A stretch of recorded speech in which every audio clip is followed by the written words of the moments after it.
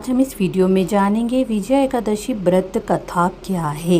तो चलिए, धर्मराज युधिष्ठिर बोले, हे जनार्दन, फाल्गुन मास के कृष्ण पक्ष की एकादशी का क्या नाम है तथा उसकी विधि क्या है, कृपा करके आप मुझे बताइए। श्री भगवान बोले, हे राजन, फाल्गुन मास के कृष्ण पक्ष की एकादशी का नाम विजया एकादशी है। इसके व्रत के प्रभाव से मनुष्य को विजय प्राप्त होती है। यह सब व्रतों से उत्तम व्रत है। इस विजया एकादशी के महात्म्य के श्रवण व पठन से समस्त पाप नाश को प्राप्त हो जाते हैं। एक समय देवर्षि नारद जी ने जगत पिता ब्रह्मा जी से कहा, महाराज, आप मुझसे फाल्गुन मास के कृष्ण पक्ष की एकादशी विधान कहिए। ब्रह्मा जी कहने लगे कि हे नारद, विजया एकादशी का व्रत पुराने तथा नए पापों को नाश करने वाला है।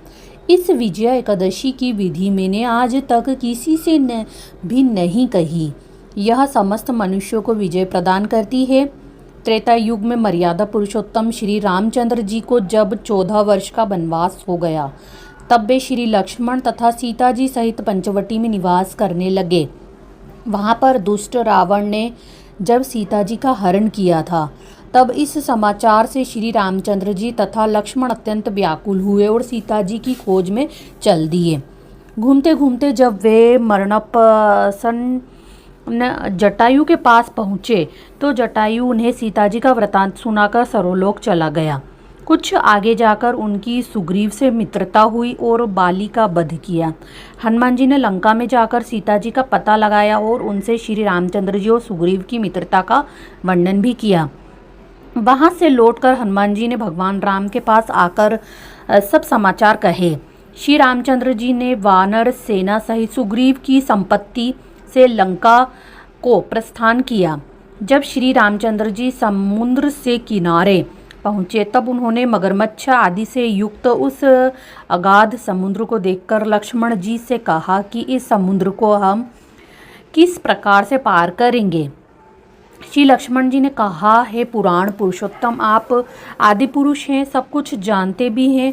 यहाँ से आधा योजन दूर पर कुमारी द्वीप में बकदालभ्य नाम के मुनि रहते हैं। उन्होंने अनेक ब्रह्मा देखे हैं। आप उनके पास जाकर उसका उपाय पूछिए। लक्ष्मण जी के इस प्रकार के वचन सुनकर श्री रामचंद्र जी बकदालभ्य ऋषि के पास गए और उनको प्रणाम करके बैठ गए। मुनि ने भी उनको मनुष्य रूप धारण किए हुए पुराण पुरुषोत्तम समझकर उनसे पूछा कि हे राम, आपका आना कैसे हुआ। रामचंद्र जी ने कहने लगे कि हे ऋषि, मैं अपनी सेना सहित यहाँ पर आया हूँ और राक्षसों को जीतने के लिए लंका जा रहा हूँ। आप कृपा करके समुद्र पार करने का कोई उपाय बताइए, इसी कारण आपके पास में आया हूँ। बकदालभ्य ऋषि बोले कि हे राम, फाल्गुन मास के कृष्ण पक्ष की एकादशी का उत्तम व्रत करने से निश्चय ही आपकी विजय होगी, साथ ही आप समुद्र भी अवश्य पार कर लेंगे। इस व्रत की विधि यह भी है कि दशमी के दिन स्वर्ण, चांदी, तांबा या मिट्टी का एक घड़ा बनाएं। उस घड़े को जल से भरकर तथा 5 पल्लव रख वेदिका पर स्थापित करें।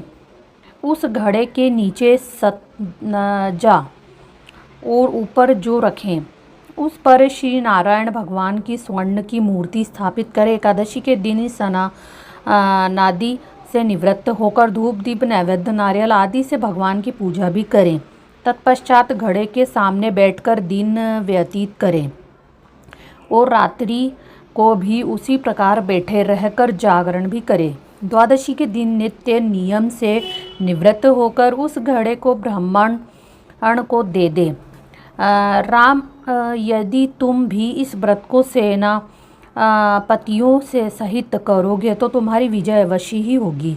श्री रामचंद्र जी ने ऋषि के कथानुसार इस व्रत को भी किया और इसके प्रभाव से दैत्यों पर विजय पाई।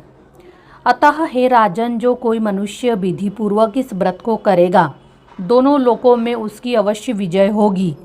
श्री ब्रह्मा जी ने नारद जी से कहा था कि हे पुत्र, जो कोई इस व्रत के महात्म्य को पढ़ता या सुनता है, उसको वाजपेयी यज्ञ का फल प्राप्त होता है।